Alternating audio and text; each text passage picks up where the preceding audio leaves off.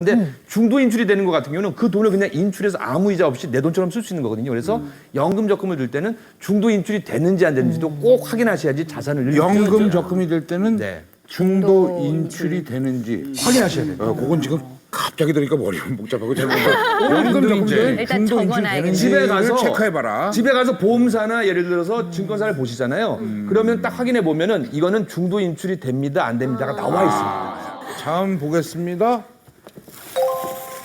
온도 1도를 낮춰 가스비 절감. 가스비 절감. 네.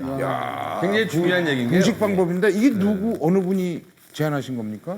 좀 쫀쫀하게 생기신 분이 있을 것 같은데. 좀 쫀쫀하게 생기신 분이 있을 것 같은데. 제가 가스비 절감. 아니 저 굉장히 중요한 가스비 있지 않습니까? 이게 누적 계산이 돼요. 누적 계산이 됩니다. 어느 정도 일정 양을 쓰면은 문제가 없는데 한정없이 쓰면요 갑자기 30만 원, 40만 원, 50만 원 돼버려요. 그래서 무시 못하지. 내복 굉장히 중요하고요. 저희 집 같은 경우에는 어느 정도냐 그러면요 단독 주택에 살거든요. 그래서 겨울에 가스비가 7,900원 나옵니다.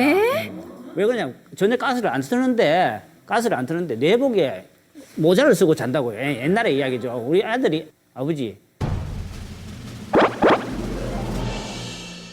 집보다 밖이 더 뜨뜻합니다.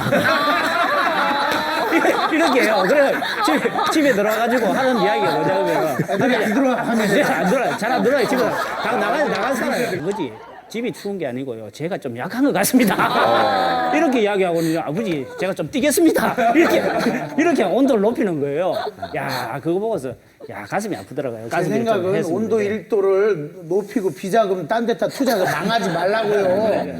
저렇게 모아가고 한 방에 털지 말고. 그러니까 이게 지금 어리석은 생각이에요. 아낄 때 아껴야 되는데 아낄 때 안 아끼고 있지 않습니까? 이상한 데 아껴가지고. 그래 욕을 먹는 경우 많아요. 제가 봐도 온도 1도를 낮춰서 가스비 절감하려는 뜻에는 여러 가지가 담겨 있는 것 같아요. 요즘 물자도 흔하고 뭐 낭비하는 게 좀 많지 않습니까? 전반적으로 검소하고 뭐 좀 절약 정신 같은 거를 얘기하시는 것 같습니다. 저는 기본적으로 많은 분들이 얘기할 때 몇 년 안에 1억 모으기, 몇 년 안에 10억 모으기, 사실 그 전문가들도 그렇게 하기 쉽지 않은데요. 작은 거를 귀하게 생각 못 해요. 제가 한 예로 들면은 제가 2개의 카드를 들고 왔는데 지금 이 한 카드 같은 경우에는 기름값이 리터당 30원 할인되는 거였어요. 근데 그냥 30원 할인도 또 굉장히 컸거든요. 왜냐하면 제가 주유소를 다 돌아봤는데 근데 최근에 한 카드가 나왔는데 이 카드 경우는 리터당 50원을 할인해요. 그리고 369대에는 플러스 또 적립을 더 해주거든요. 근데 제가 이런 걸 따져봤더니 이런 것만 잘하더라도 연 10만 원 이상이 절약되고요. 그리고 또 남자분들 같은 경우도 담배 피시는데 담배가 만약에 2,500원짜리를 많이 피시는 분들 하루에 2갑 피거든요.